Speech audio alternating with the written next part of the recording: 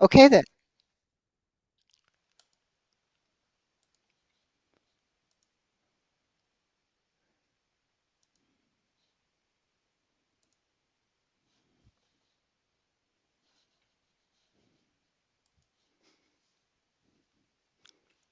We have disabled the waiting room and admitted everyone. Welcome to this month's meeting of the Valley of the Sun Deconstruction and Reuse Work Group, and we thank you for joining us. Today's guests are Max Wexler and Nicole Ty of Pacific Reclaimed Lumber and Supply based in San Francisco. And I see today's session as an exploration adventure story, which they have titled Well Aged Red Wine, Red Wood, and the Biggest Deconstruction Job of a Lifetime. But before we turn things over to Max and Nicole to begin, and as everybody arrives and settles in, we'll set a little bit of context for guests who may be joining us for the first time today. Who or what is the Valley of the Sun Deconstruction Reuse Work Group? We're based in the Phoenix, Arizona area, but we welcome participants regardless of location.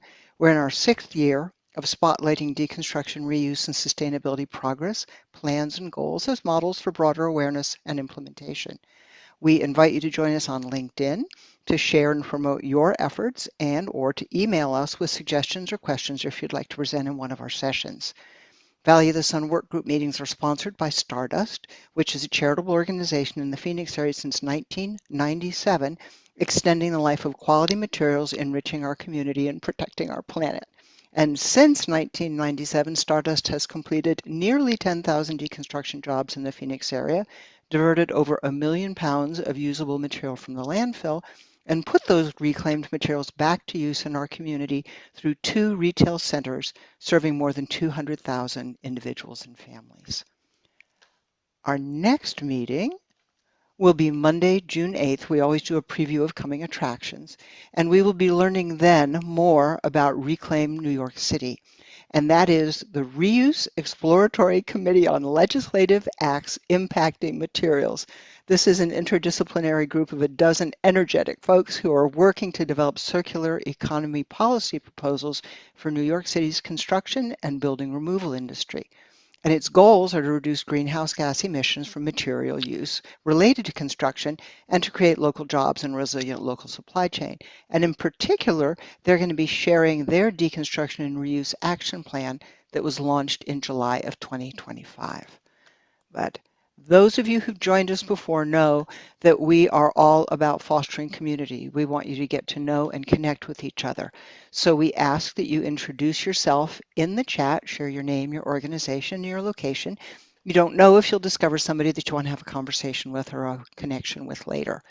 As you do that, we will share our screens and do 2 polls to learn what part of the country or world you're focused on and what organization or sectors you represent.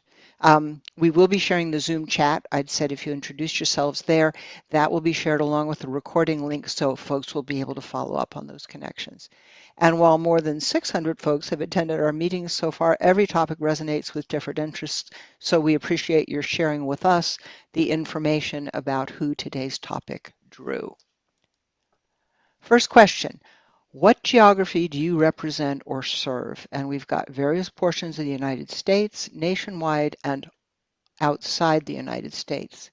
And Lauren, it's a little hard for me to tell, but I know from your magical co-host seat, I hope you've been able to launch the poll. Yes, the poll is launched, and you guys will take a few moments just to answer where you're joining us from today. And we'll just wrap it up quickly and share all the results with everyone so you can see where we're all coming from today. And here we are. So thank you for joining, everyone. We have a lot of people joining from the western region of the country today. Very exciting. And it looks like we have someone from outside the United States. We are thrilled. Thank you for dealing with time and distance to participate in our session. Okay, great. What's your question? And we will move. I'm going to probably end up sending you over to the planner, but I just wanted to make sure you need planning. I'm not sure if that's background noise. We do try to keep everybody's microphones unmuted so that you can manage those yourself, so please do pay attention to it. Our next poll is what type of organization or sector you represent. And here we know you many of you wear multiple hats. Select all that apply. And Lauren, you let me know when you've got what you need and have been able to share it since that part doesn't show for me. Yeah, absolutely. This one's always going quickly. Thank you everyone for taking some time to let us know what we're representing as well. I'm going to go ahead and just share that as well. And those results should be up if everyone wants to take a look. Any highlights there, Lauren, that I didn't see that you want to draw attention to? It looks like we have a good amount of local government involved for today. Okay, very cool. Okay then. Coming back to today's meeting, as I mentioned, the recording link and the Zoom chat will be made available afterwards. Nicole and Max do have prepared materials to share, but we've reserved time for questions and conversation afterwards. So while they're presenting, please type any questions or comments in the chat so we don't lose track of those, and we'll start with those when they finish their prepared materials. As I mentioned, you've got control of your microphones and your cameras. There will be a brief end of meeting survey. We hope you'll take a moment. It's 4 or 5 questions. Please help us continue to improve our meetings. That makes a big difference, and it also helps us know what you'd like to know more about. Okay. I'm Kathy Trontel, and now it's time for our feature presentation. Well-aged red wine, redwood, and the biggest deconstruction job of a lifetime. So I'm going to turn things over to Nicole Ty and Max Wexler of Pacific Reclaimed Lumber. I think you guys will go ahead and introduce yourselves and also share your continuing adventure. And you Sure. Can should, you see me and hear me? I do. Great. Hi, everybody. Welcome. So nice to have you here. I'm Max Wexler. On screen there is my business partner, Nicole Ty. She's Hi, not that everybody. short. These are big tanks we're dealing with. When folks ask us about this project, it is easier to show than to tell. So this is called Red Wine, Redwood, and the biggest deconstruction job of a lifetime. Well aged. We're with Pacific Reclaimed Lumber and Supply. We call that Pearls for short. And this is the biggest oyster that we've seen so far. So I'll hand it off to Nicole and we can get into it. Thanks, Max. Welcome everyone. Some of you may know me from Green Links, and I'm now at Pacific Reclaimed as well. We just started a new adventure, um, taking down redwood wine tanks. It is a very large job in kind of the central coast of California. And there's 137 of these tanks. They're about 4 times taller than me. And it's about 500,000 board feet of lumber, which is about 35 to 40 tractor trailer loads of lumber. So it is definitely the largest project I have ever done when it comes to reclaimed lumber in my lifetime. And also our partner, Jim Steinmetz, is as well. This very huge project. Um, it's clear heart old growth redwood, meaning it is probably some of the last redwood to be harvested uh, in of old growth redwood. Probably in the next few years, we'll see other projects like this happening, but it's getting rarer and rarer these days. So we're getting these radiocarbon dated, so we'll find out how old they are. But it's pretty tight old growth stuff, so it's great. Go ahead, Max. And each one of those stacks is one tank. Exactly. Um, all right. So the dimensions are 20 feet high, 8 to 18 feet in diameter. They range from 5,000 to 31,000 gallon capacities. About half of all the tanks are the big ones at 31,000 gallons. They were built originally between 1958 and 60. Um, there were certain like upgrades that happened over the years in the 80s and 90s to reinforce them. And the original installer was called A. Bellagio, based out of Healdsburg, California. And we actually do have the original installation instructions, which is pretty cool. So yes, we have a very large wine growing reputation in California, and surprisingly, it spans pretty much the entire state. It's going further north as climate change affects our growing regions, but you'll see we are pretty much smack dab in the center of California with this project. It's one of the largest facility closures, we believe, of redwood wine tanks of California history. So there was, in the beginning, a public bid to buy the tanks, and the first round of folks that bought the tanks to deconstruct them. Uh, I think they bit off a little bit more than they could chew, and they wanted to pass it on. And so we bid on it again, and we're in the process of deconstructing at this time. So we won, and now we own these puppies. The winery does not want their name mentioned, but they are the third biggest winery in California, so maybe you can figure it out. Negotiating the deal from the original buyer took about 4 months. There are a lot of nuances to it. So the decon job actually began in January of this year. Part of what we negotiated was taking down two samples before committing to executing the entire job of all 137 tanks. So this is the first one that we took down. And actually, that was very important in terms of negotiating the terms because we did discover some things from these uh, two guinea pigs that were insightful, including some damage.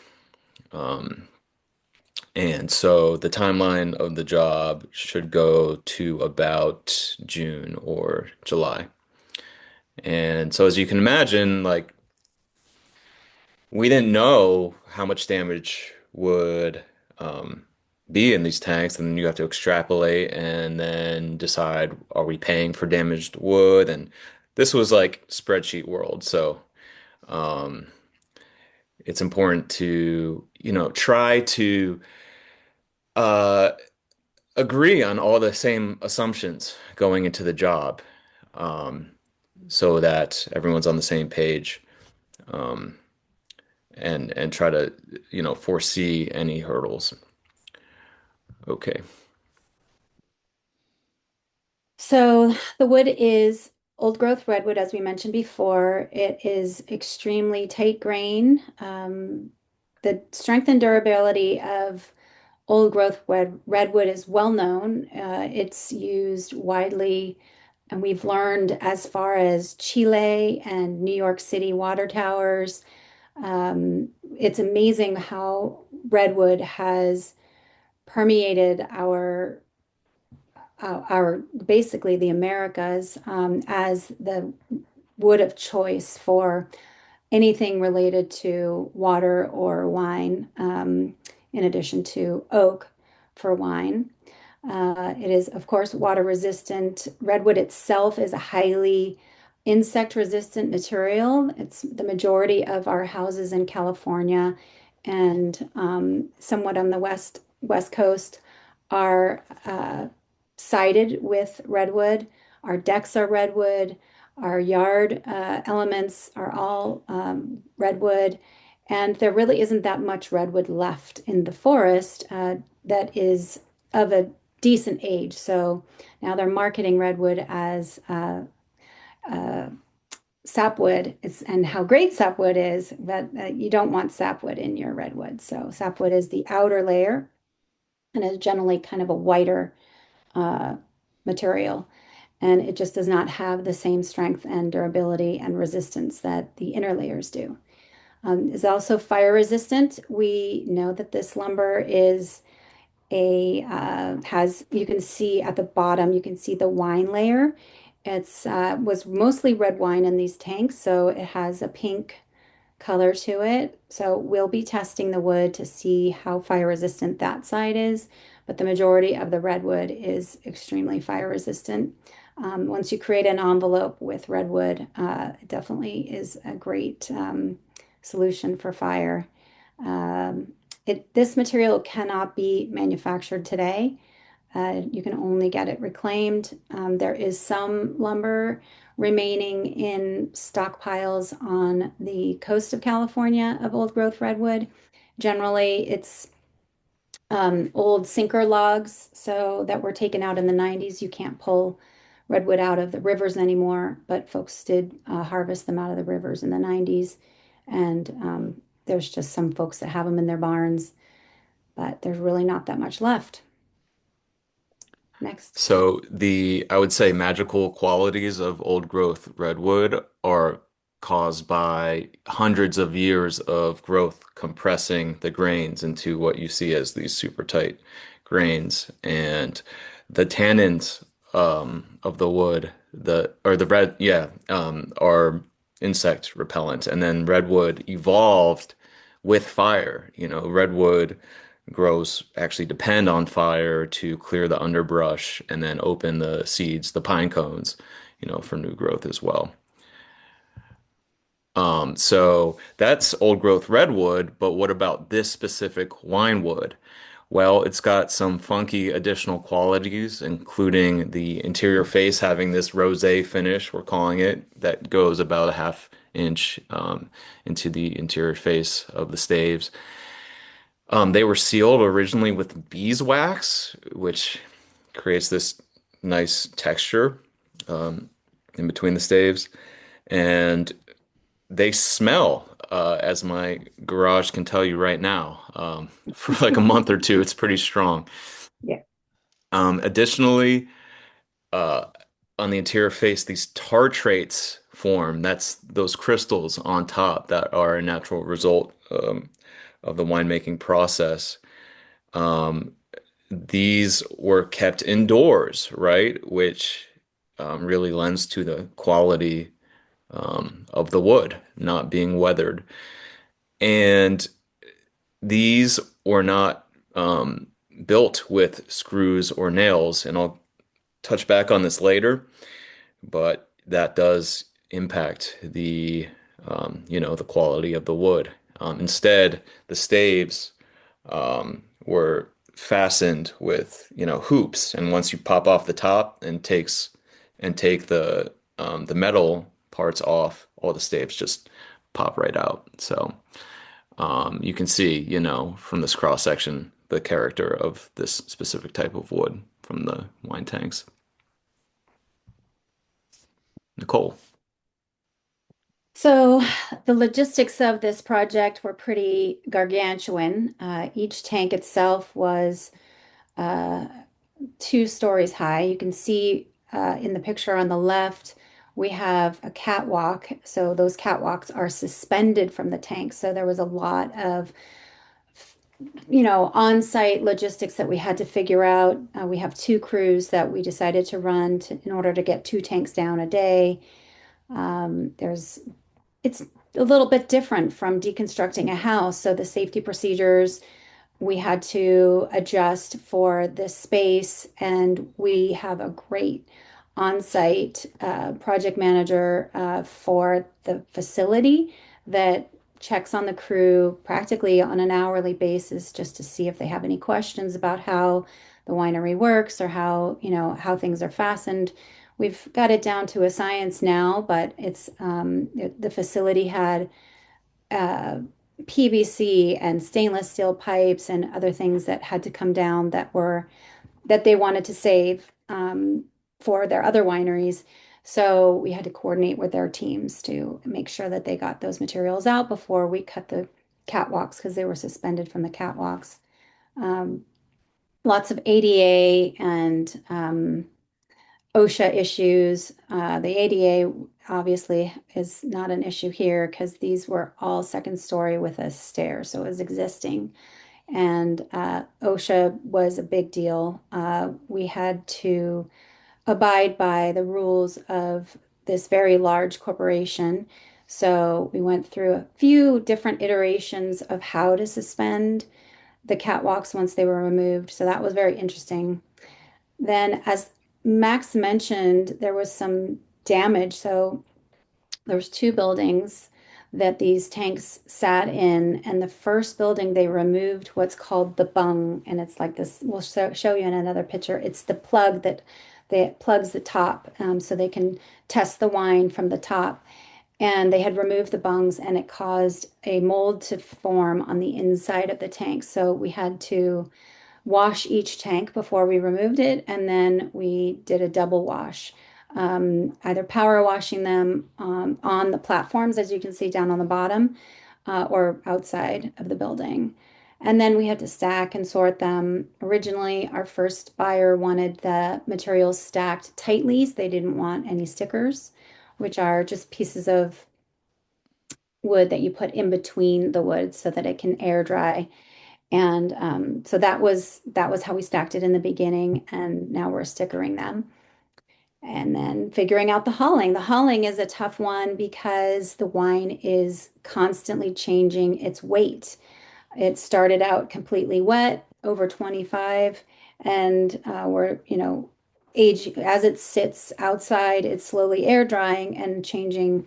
So when we originally did a load, we maxed the load out, and it in terms of height, and the weight wasn't. So I think we'll be okay.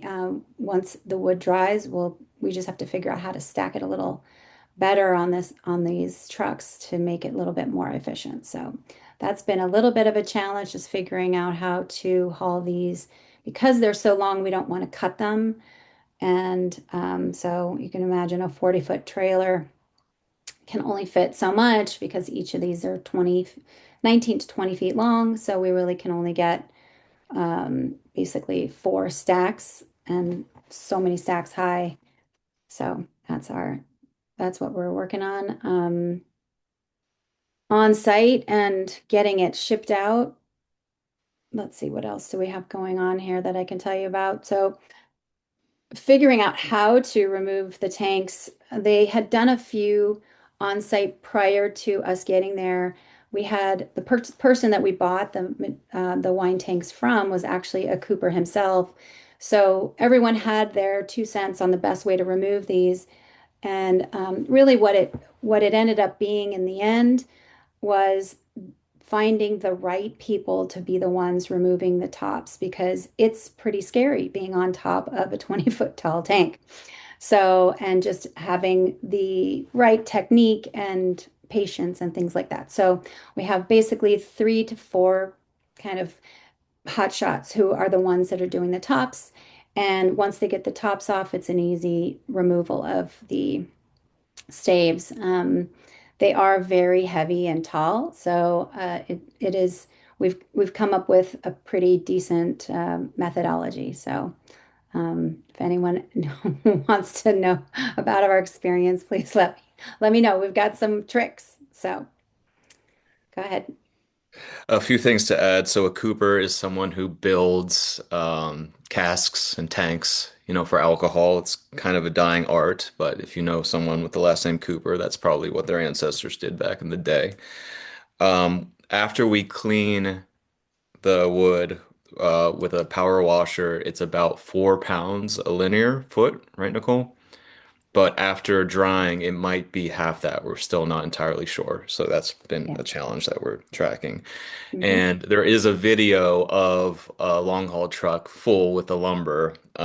We didn't want to include a video here because they tend to screw up on these types of presentations, but it is on our LinkedIn, so you can check it out. So moving on to the products that we're selling, there's 3 categories. There's the whole tanks. Um, Only the 5,000 gallon capacity tanks can actually be forked out of the warehouse. We do have 2 bites for those, so I'm hoping those go through and we can have a video of just a tank going down the highway. Um, Mainly, we're trying to sell the lumber as is, like as pictured here. We are offering custom milled products as well to your specs. That involves some more process, of course. So here on the left is a photo of two tongue groove pieces, milled. We've been doing like half inch and 3/4 inch, and the staves are typically 5 inches and 7 inches wide. On the right, um, 7 inches, I've been told by Jim. Jim is our third main partner, Jim Steinmetz, who's been in the wholesale reclaimed lumber business for 3 decades. On the right is a rendering of what you could do with a whole tank in terms of like a tiny home or a tree house kind of deal. So that is just a concept there. Back to you, Nicole. So we have been marketing to all different types of folks in the building sector and in the winery sector, and finding that probably the best folks are custom home builders that do their own woodworking and interior designers that are the ones that spec this type of material. Architects and custom home builders that don't do usually work with reclaimed that much are seem to have a lot of interest because this is definitely on people's radar now. So or reclaimed lumber is.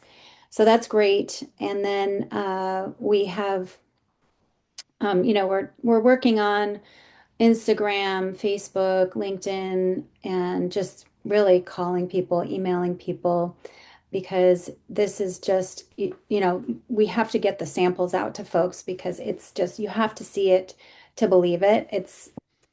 I have dealt with reclaimed wood now for almost 3 decades as well, and have really only seen lumber this quality once or twice in my career. So it's pretty unusual, and I think folks are going to be, really surprised when they receive it.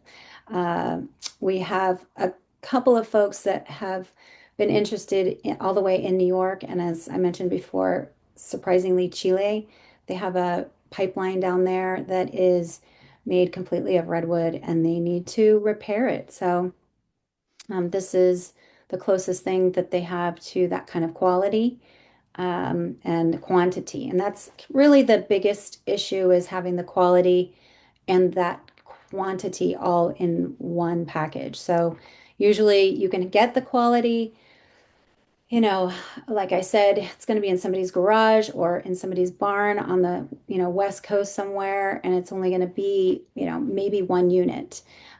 Or the quality you might be able to get in quantity, lower quality, but this kind of quality, just that we don't have that kind of quantity anymore. So it's very unusual to have this amount. So, but yeah, if you have any suggestions on how we could market this material, or if you know of anybody who might be interested, that'd be great. We do have a few other reclaimed material yards that are interested in selling it as well. So, because we have so much, it can easily be a wholesalable item, meaning on our part, and then people can retail it on their end. So, um, I I think, we've talked to Valley of the Sun, and I wouldn't recommend it for folks who are in really high temperature areas, because redwood can be affected by the high temperature, but anywhere that's just normal, 60 to 90 degrees, it'd be fine. So, anything to add, Max? Yeah, in terms of that last point, it's like the aridity as well with the heat. The redwood likes, a nice coastal fog and a kind of breeze. The other thing is this cabin was designed by an architect named Barry McGee in Bolinas, California, built out of reclaimed lumber that we sold him.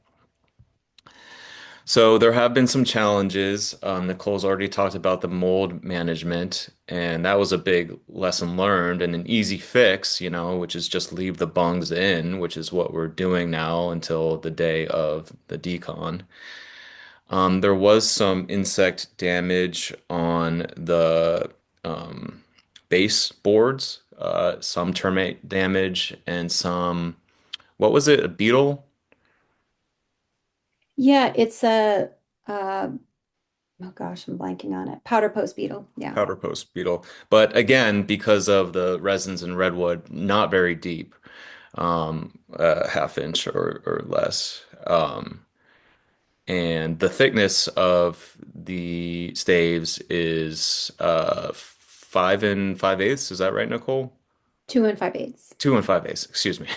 That would be very thick.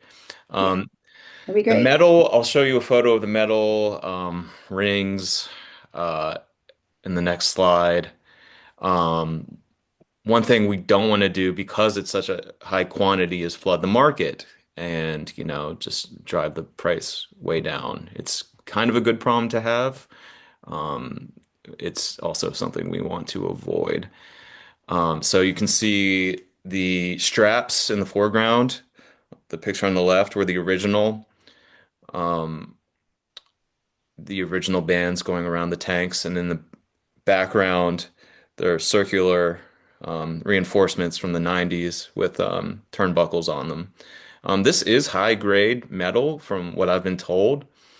Um, the flat bands are 9 gauge, they're 7 inches wide, and we want to sell them for reuse.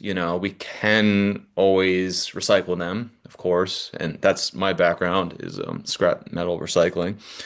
Um, but uh, again, if you know anyone who could use metal like this, please let us know. There's a 3% referral fee for everyone on here, just so you know. Yeah, I mean, we're getting creative, trying to market this stuff. On the right are bungs, um, that are sold in kitschy, Napa and Sonoma wine stores. They're souvenirs, and we have hundreds of them. My mother-in-law works in the wine industry, so she concocted this nice photo for us. So the point is, we're getting creative here with some of these challenges. I've been told in Mandarin the word challenge also means opportunity. So whether that's true or false, that's how we're approaching this. Nicole. So this is what I meant earlier by air stickering. You can see each layer of wood. For those of you who are interested in reclaimed lumber, this is the best way to stack and store reclaimed lumber, even if it's dry already. And the reason is it keeps it from getting damaged on the inside by pests, by mold, by fungus, and it just keeps it nice and straight. So whether you're airing and drying out wood or you're just keeping it, maintaining it, this is the best way to store wood. If you're ready to put it on the floor, sure, you can stack it against itself, but that's if you've got, a short turnaround time. So in this case, we are the purpose of air stickering it in this case is to dry the wood. So, and it's a laborious process, but it has to be done, and they're doing a great job on on our team. So, So, in terms of positive takeaways, there have been many. In terms of labor safety and efficiency, it's become more efficient as the job's gone on, just because these crews haven't worked with these types of tanks before, and it just took a few weeks to really dial it in.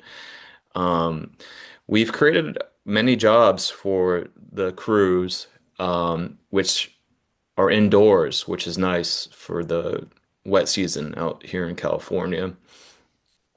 There's Jim on the right, by the way, our third partner. One nice thing, and this has to do with the evolution of the industry as well, is our working relationship with the seller and the winery. Um, the seller to us, I mean, the Cooper.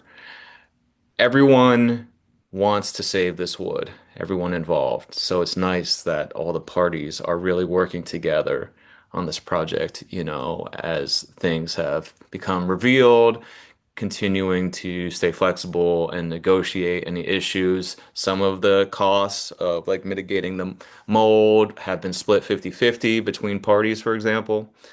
So that's been good. Jim says that 30 years ago, when he was taking down structures, the front end loaders would come in and chase them off the site. Now, the industry has changed, which is awesome to hear. In terms of no screws or nails, the saying in design for deconstruction is screw, don't glue. But in this case, there's neither glue nor screws. Um, you can see here how the staves just kind of pop right out. So, in addition to preserving the quality of the wood, it just makes the job a lot easier too. You don't have to take out all the screws or nails. And the last point here is that it's possible that this is a harbinger. Is that how you say it? Harbinger for what's to Hmm. come. Hmm. Canary in the coal mine, because the wine industry, generation whatever we're on, is not drinking like we used to, and the wine industry has been tanking. Forgive the pun. So it's possible that there will be some jobs like this, coming down the pipeline. So Yes, we're definitely already seeing signs of it. yeah, there was an article recently about a big closure as well. So, um, pearls, Nicole. So we are actually an online marketplace for reclaimed lumber, and this project was just us not being able to handle. We just couldn't pass up this project. So our main goal is to provide an online space for reclaimed lumber buyers, sellers to find lumber and to source it online. It has been a process learning how to get something online and up and running that is useful to our industry. Last year, we were able to get an SBIR grant from the EPA, which enabled us to survey our industry and find out what the barriers are to getting online. And not surprisingly, there's a lot of them. And a lot of them, it's really just around logistics and staffing. And, a lot of the organizations that do reclaimed are small, sometimes one man or one woman shows, or they just are, a small business or a small nonprofit. So we don't have the big juggernaut of like Goodwill or something like that, where you've got an entire, national team that can help you get online. So our goal with this project is to do a phase two where we take what we've learned and we develop a new website with the tools that will help people to bridge the gap. What we discovered is that there's a gap between what happens in the field and getting materials online. And that gap is usually either a spreadsheet of some sort or a piece of paper in some cases. And so just trying to help folks to come into the 21st century. And really, architects are just dying for this. They really want to have this available for their clients. Contractors really are looking forward to it. It's just tough for them to call to, every single reclaimed lumber facility and ask what their are, what their inventory currently is. Some people have great websites, but most don't list their pricing. So this would help stabilize our pricing. And I know Max has some thoughts on that as well. But right now, this site, pacificreclaim.com, is down today. If you go to the site, it will take you to our Wine Tank Redwood site.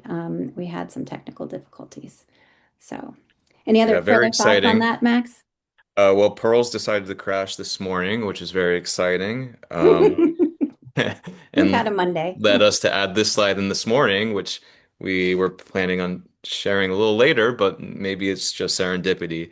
We have created a separate website just for this project alone, which we had been talking about for a while. So it's winetankredwood.com.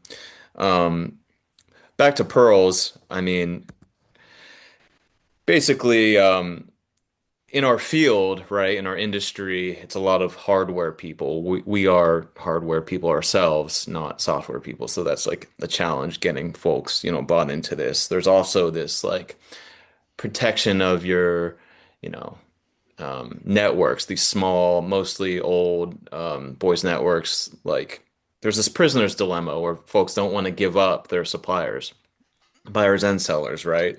We're trying to get everyone on board and rise all ships, but it's a, chicken and egg thing, like a lot of software. So, and then, the administration changed last year and the EPA changed, as everyone knows. So the second round of the SBIR contract, was delayed, but that was actually kind of good timing because it allowed us to pursue this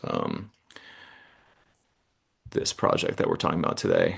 So here's the new site. It will be like fully built by the end of the week. So you can check that out. Um, and either way, you can reach us here. Here's our team. We're a lean green team.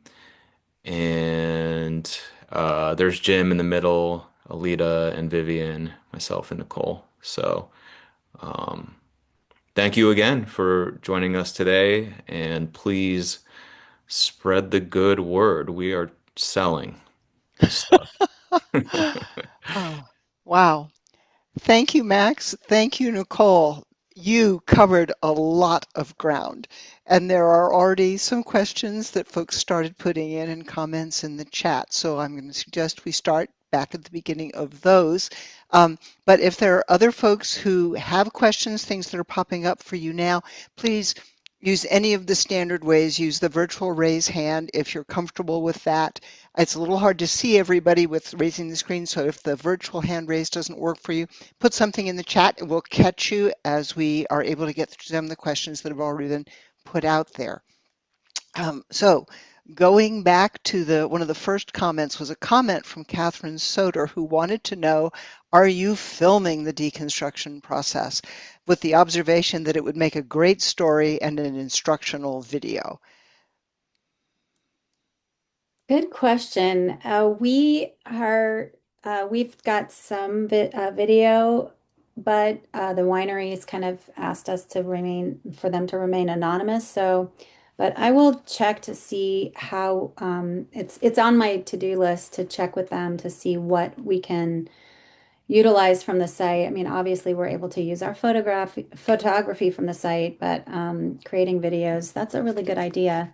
Um, We because I have the think, one fast motion of the like first tank coming down, yeah, right? we do. Yeah, Um, but I see what you're saying. Like it would be good to see like I don't know how comparable it is to water tanks, but it could be similar. I know that water tanks are, we get them a few, here and there in the deconstruction industry. But generally the person that we bought from, the Cooper, he's the one taking these down. So it's usually pros taking them down, but that doesn't mean that you're not going to see them on a deconstruction site. A lot of places in the rural areas have water tanks. So I'll check into that. Okay. Thanks for pointing that out.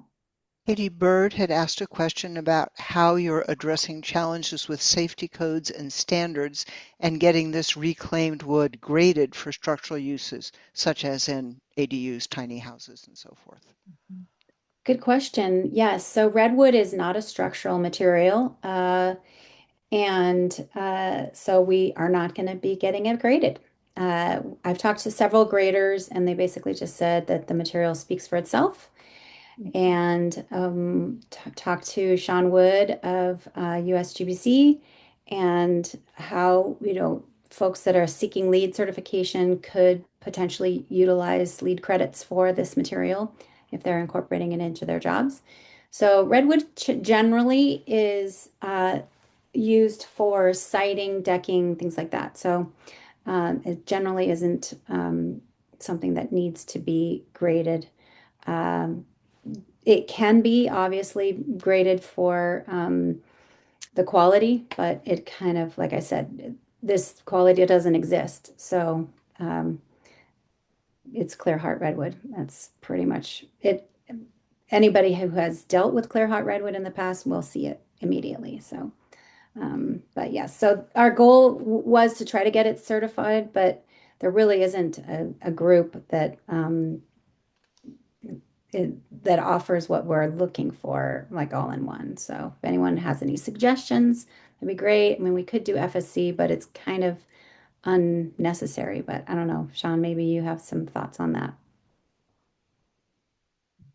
Uh, yes, and I think it's pretty straightforward to get salvage lumber FSC certified. There's a couple uh, lumber salvage places in Portland that have gotten FSC. I believe it's FSC recycled uh, or FSC 100%. I can't remember, but anyway, it's pretty easy to do. So you would just find whoever the representative is in your area. So we've got a representative of Sustainable Northwest uh, up in Portland that did the facilities here. Yeah, and I think we could, but I know it's something that some of us in the industry feel strongly about, in the sense that, it's not recycled, it's reused. Yes. So I don't know. And our partner is one of those people. I'm kind of neutral on it. So maybe Max, you and I should get together and decide if we want to like assert our opinions. Okay. Sounds good. Catherine Soder was also asking whether or not there are minimum order sizes. Not for you, Catherine. Thank you. No, probably not. We're just saying anyone who is doing a small order, you come and pick it up. We're not going to deliver 3 sticks to you. So it's pretty far right now from civilization. So, but once we move it to some other yards that we have, we'll be closer to folks. But yeah, it's the maximum order is probably at this point 450,000 board feet. Yeah, I Wow. mean, the goal is to hit a grand slam and sell it to like Google or someone building a new big facility. Mhm. But that could take a few years. So, we're starting small and letting word of mouth happen. Yeah, so far we've sold an entire truckload, tractor trailer truckload, half a load, and probably like a third of a load. So, but we'll go smaller. Evelyn Ritter had several questions, and Evelyn, you might want to unmute yourself and we'll start these and you may want to take it over. But she said she had a few questions about the deconstruction process. First, is there a reason you chose to resuspend the catwalks instead of using scaffolding? Oh, good question. The scaffolding would have to be moved every single like tank. So it was not practical. And the suspension really, so yeah, it was kind of, we tried to figure out several different ways to do this, but the suspension was the easiest way and the fastest way, even though it actually did take a long time to do. But the scaffolding was, I think we thought about it for a minute and then we just couldn't figure out how to make it work. Um, and for it to be efficient, it was just, it would have been extremely costly, like potentially hundreds of thousands of dollars for the scaffolding. So and it would be in the way, of the tanks coming down. It's a very tight space. We literally have 10 feet between the wall and the first set of tanks. And then each tank is maybe, I mean, like scooting around the tanks for me, it was tight. So there may be, you know, 1.5 to 2 feet between the tanks. So it wasn't really practical. So the suspension was kind of the only way to go about it. And yeah, and that's pretty much it. Yeah, that makes a lot of sense. And then I was just curious, like you talked that there was like different safety procedures than doing like a residential, like, in a residential, you are up 2 stories. So like it feels somewhat similar, but like what was different about it? It's a commercial space. It's a very large corporation that owns the property. So, we Mm. have kind of all the same similar things in terms of insurance and everything, but they had everyone that came on the site do a safety talk for a good 2 hours in the beginning. Everyone, had to check in. And it just you know it was actually good. It's a lot more strict than a normal job site might be. So for my crew that I is not on this project, my other companies and the crew that's on that team, it would have been great experience for them because of the extreme level of safety that is required. They have, executives showing up the site, owners showing up the site. So I had to make sure everything was clean and orderly on a regular basis. Um, Typically, that's done in deconstruction too, but just a different scale of safety procedures than you're typically dealing with on a residential project. So just took a little bit of understanding what they were looking for, and making sure that we keep a good line of communication. Anytime they had a question about something we were doing, we would, um, like I said, we had this kind of liaison that is at the facility. He knows the facility, he knows the tanks inside and out.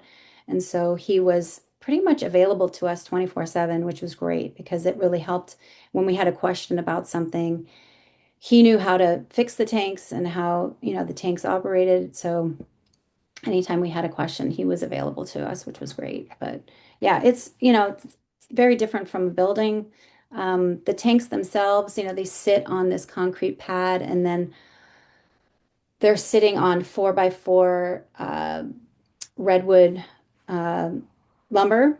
And in one case, like at the very end, the tanks it's all like straight lumber, except for the very ends, they're kind of a curved piece. And those curved pieces we discovered did not have basically any lumber under them. It was like basically suspended. And so that section was like the most precarious.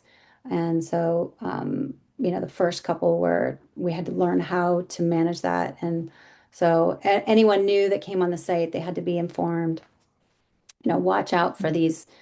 It's basically two sides of the tank that have these curved ends. And just explaining it to people, it's an unusual situation. So on one side, it wasn't that big of a deal because there was a tank on the other side. So if it fell, it just fell on the other tank.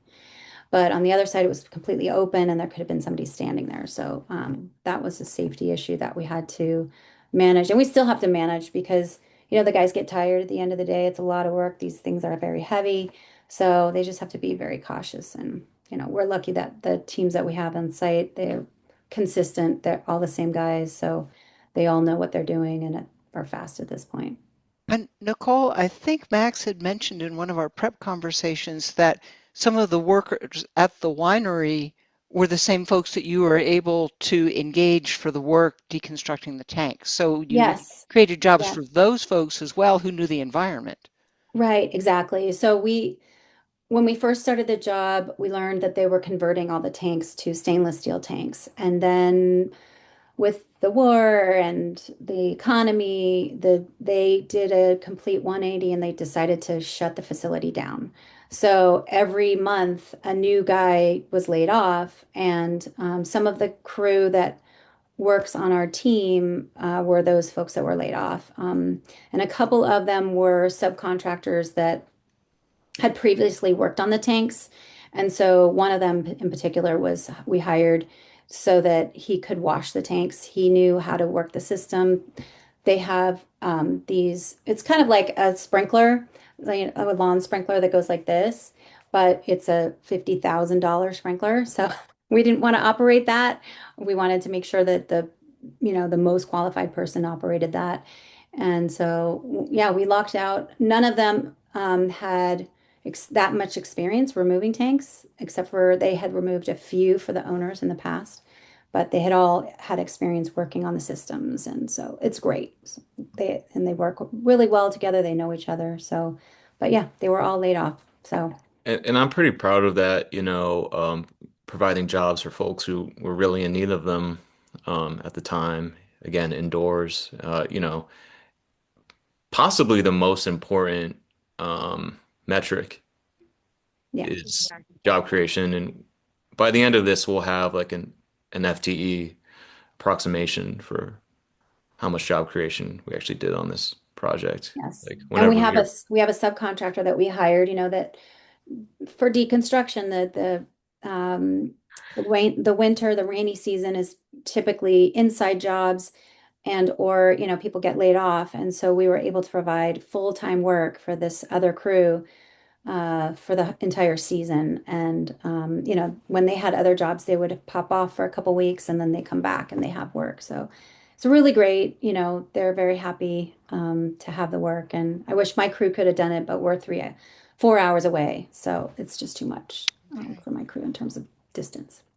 We have just a few minutes left and several more questions and comments in the chat. I wanted to take a second because the next person who'd put something in the chat is Christian Octavio Matamala Iribara, and I hope I'm not mangling your name, and I apologize if I have done so. But I wondered, Christian, if you wanted to unmute yourself, and we're thrilled that you are here with us. But I wondered if you wanted to say a word or two while we're together still. And I didn't mean to put you on the spot, so I'll keep moving. Um, Melissa, I see we have various comments, folks who were welcoming you, Christian. Melissa commenting about water tank deconstruction and samples for touching and smelling. And Karen was suggesting that you consider presenting at the Build Reuse Conference, which will be in Phoenix in November 18th through 19th of this year. Stardust is hosting. So I know that was something that Trina and I thought when Max first started to share some of the early slides. We thought, oh, wow, this would be a great one. Stephanie, thank you so much for what you just put in terms of the session proposal link. And Melissa, you've got more information. Looks like that. Okay. Francis Yang was asking Nicole and Max, will you be bringing samples and this story to the U.S. Green Building Council California conference at the end of the month because of the architects and designers who will be there, and happy to help you connect with folks there. And it looks like that's a bit, so is that something, Nicole and Max, that you guys would be planning or hoping to follow up and make happen now? Yeah, that would be great if news to Francis, if you me. could And I'll be there. put this I'll be up. there too. That'd be great. Yeah, I think, we're not really used to doing these kinds of um, conferences. So I used to do them a lot and then found that it just doesn't really relate to the residential world, but this quality and quantity is something that is definitely much more interesting for large scale projects. So yes, So, that needs. I hear you on that Francis, one. if I know that Nicole's and Max's contact information was on their slides, but if you could put your contact information in the chat, if you've not already done so, that will give them the opportunity to follow up with you to sort of pull things together for the Green Building Council conference. Okay. Yes. We'll do Thank you, that. Francis. Okay. It looks like that's most of the way through comments in the chat. Anything that folks wanted to add live as we wind up? And if not, Katie, I don't know if that's an applause symbol only or if you wanted to say something. If you do, please unmute yourself and go right ahead. Thank you, everyone. Thank you, Nicole. Thank you, Max. Thank you to all of our participants. This has been a fun, exciting, and I think it is an adventure. Thank you for tackling. And Francis, thank you for putting your contact information into the chat. We will send the recording out to you all. We will send the Zoom chat Thank you again, and we hope to see you next month when we have the folks from Reclaim New York City. Take care. Have a great rest of the month of May. Thanks, Thank you. Nicole. Thank Thanks, you. Max. Thank Thanks, you. everyone. Mhm. Thanks, Kathy. You're very welcome.